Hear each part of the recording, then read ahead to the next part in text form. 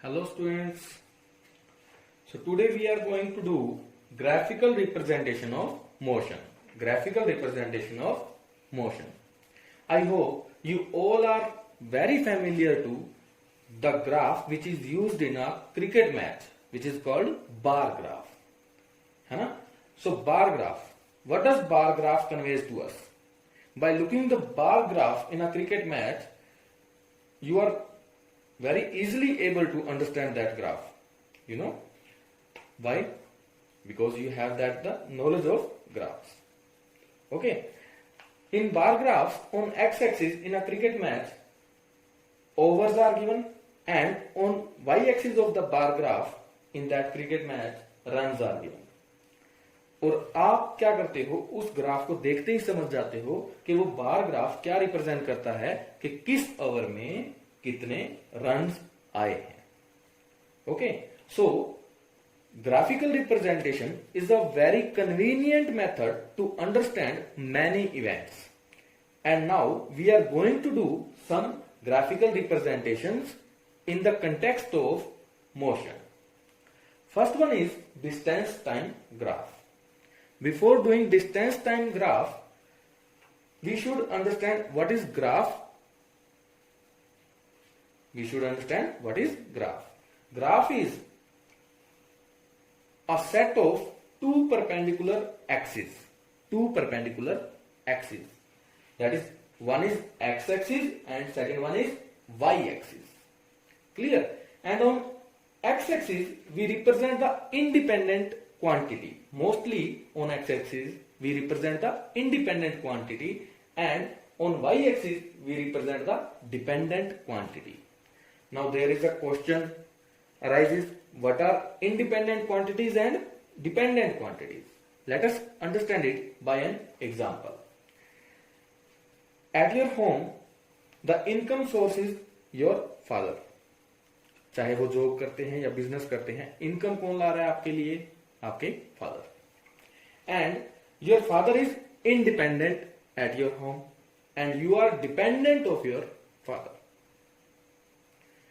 As the salary of your father increases, your lifestyle will also increases. It will go higher.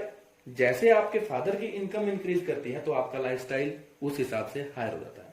अगर आपके father की income decrease कर जाती है, demotion हो जाता है, तो आपका लाइफस्टाइल वैसा हो जाता है. So you are dependent of your father and your father is independent at your home. Similarly in this case, X axis पे हम क्या लेंगे? टाइम है, means independent quantity, and Y axis पे क्या लेंगे? Dependent quantity. As the quantity on X axis changes, the quantity on Y axis simultaneously changes. So the quantity on x-axis is the function of the quantity on y-axis. As the function changes, the quantity on y-axis changes. Clear? आप इस graph में देख पा रहे हो, x axis पे हमने क्या लिया? टाइम. टाइम तो इंडिपेंडेंट है, किसी के रोके से कब रुका है? तो टाइम तो चलता रहता है. Time is going on. अब भी टाइम चल रहा है. Okay, so we have to complete the syllabus. So we are dependent of time. हमारे पास टाइम कम है, सो उस स्पीड से हमें काम भी करना पड़ेगा. Clear? So time is independent quantity. That's why we are taking time on X axis and distance on Y axis. Clear? क्या है graph? And the intersection of X axis and Y axis is called origin. ठीक है? Now we are moving further. देखिए, this is the distance time graph.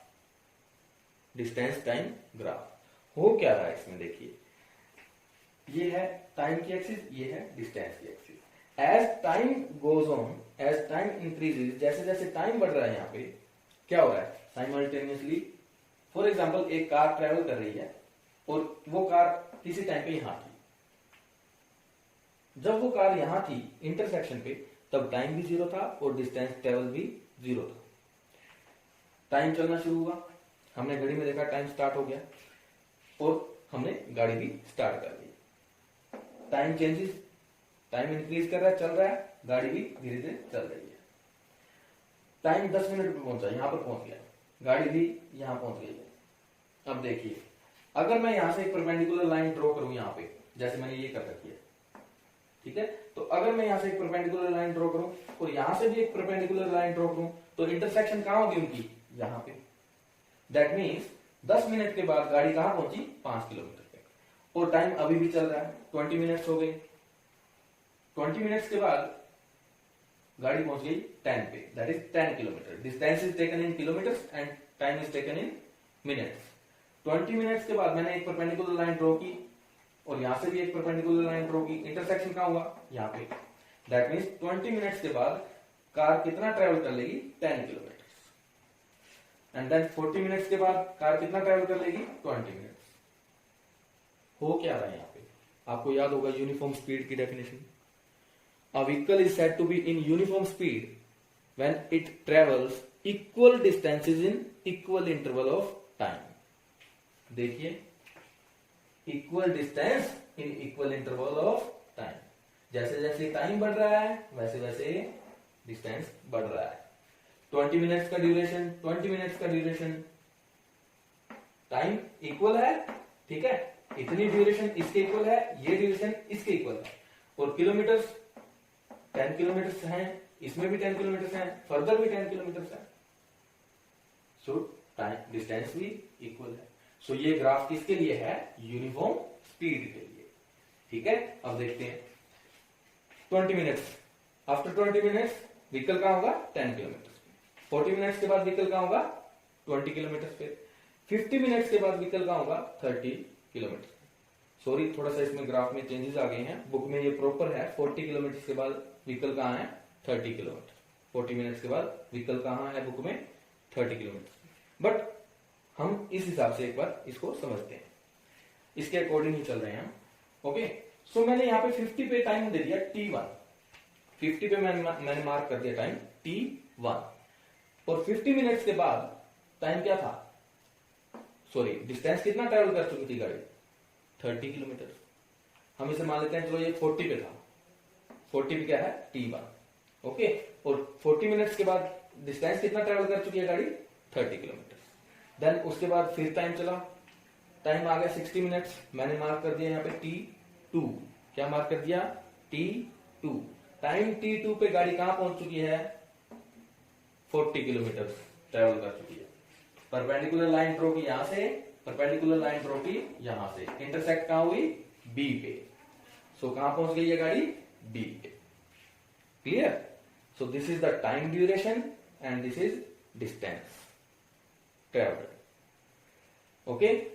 And this is the graph for uniform speed. Uniform speed क्यों, equal distance in equal interval of time, and for uniform speed graph is a straight line, okay, and you can calculate the speed of the car from this graph. See कैसे calculate करेंगे। if I ask you tell me the speed of the vehicle between the 40 and 60 minutes, tell me the speed of vehicle between T1 and T2, कैसे calculate करोगे। देखिए duration कितनी है, 40 to 60 minutes, time period कितना है, 40 to 60 minutes. T2 minus T1, time क्या आ गया हमारे पास, 20 मिनट्स, ओके। देन हमने एक लाइन यहां से यूं ड्रॉ की, एक लाइन यहां से यूं ड्रॉ की, और एक लाइन यहां ड्रॉ की, दूसरी लाइन यहां ड्रॉ की। कहां इंटरसेक्ट हुई, A एंड B पे। अब B किसके बराबर है, बिल्कुल देखो 40 के, और यहां पे किसके सामने है, 30 के। तो मतलब ये जो लाइन है, इतना जो स्लोप है AB is the distance travelled between 40 and 60। That means 40 minutes से 60 मिनट्स में कितना डिस्टेंस ट्रेवल किया उसने, A टू B। अब एवरेज स्पीड का फॉर्मूला क्या है, डिस्टेंस बाय, सॉरी स्पीड का फॉर्मूला क्या है, डिस्टेंस बाय टाइम। टाइम तो हमारे पास आ गया 20 मिनट्स, निकालना क्या है, speed.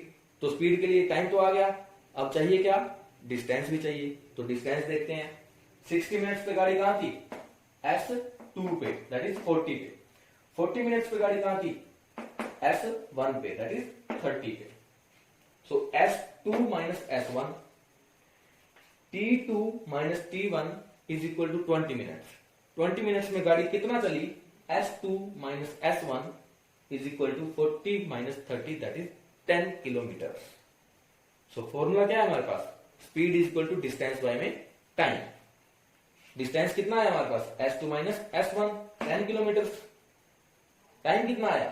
T2 minus T1 20 minutes. दोनों क्वांटिटीज पुट कर दीजिए, आपके पास क्या आ जाएगा? स्पीड आ जाएगी गाड़ी की, that is 0.5 kilometre per minute. Okay, यही आएगा ना? हाँ जी। And this is the graph for uniform speed. You can write here below the slope uniform speed. And हम यहां पे इसे डिस्प्लेसमेंट टाइम ग्राफ भी कह सकते हैं फॉर यूनिफॉर्म वेलोसिटी। या अगर डिस्टेंस एंड डिस्प्लेसमेंट का मैग्नीट्यूड इक्वल है, एंड देन आप यहां पे डिस्टेंस की जगह क्या लिख दोगे? Displacement. That is graph for uniform velocity. Okay students, thank you class.